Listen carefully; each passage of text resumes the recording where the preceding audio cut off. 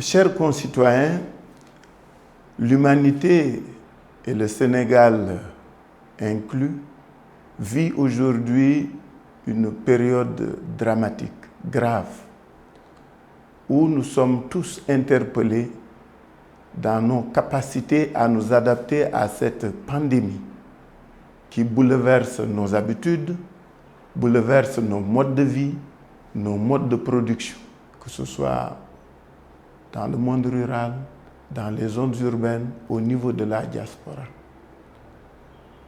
Tous unis, nous avons fait face. Et c'est l'occasion pour nous de rendre hommage au personnel soignant de notre pays qui a été à l'avant-garde de ce combat.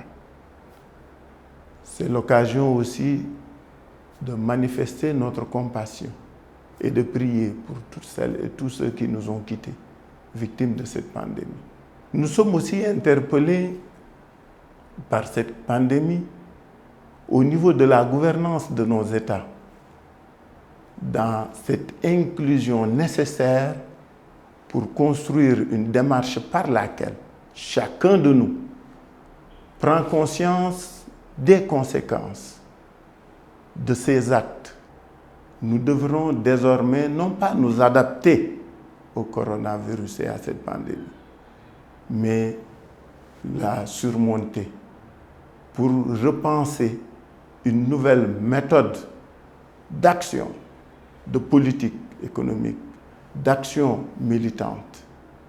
Notre survie, celle de l'humanité comme celle de nos pays, dépendra de notre aptitude à innover dans la co-construction de ce Sénégal que nous appelons de tous nos voeux, où paysans, Sénégalais de l'extérieur, défavorisés, démunis, seront ensemble pour participer à l'édification d'un nouveau pays.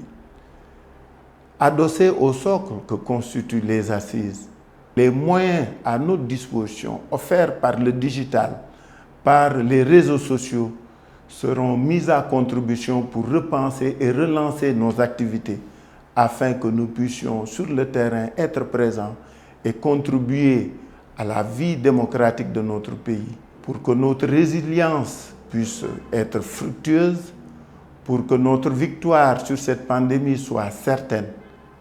Respectons les mesures barrières, mettons nos masques, lavons-nous les mains, ne nous rassemblons plus, préservons les couches vulnérables de nos populations, pour que, au sortir de cette épreuve, le Sénégal soit préservé et qu'il reparte vers des horizons plus florissants pour notre pays.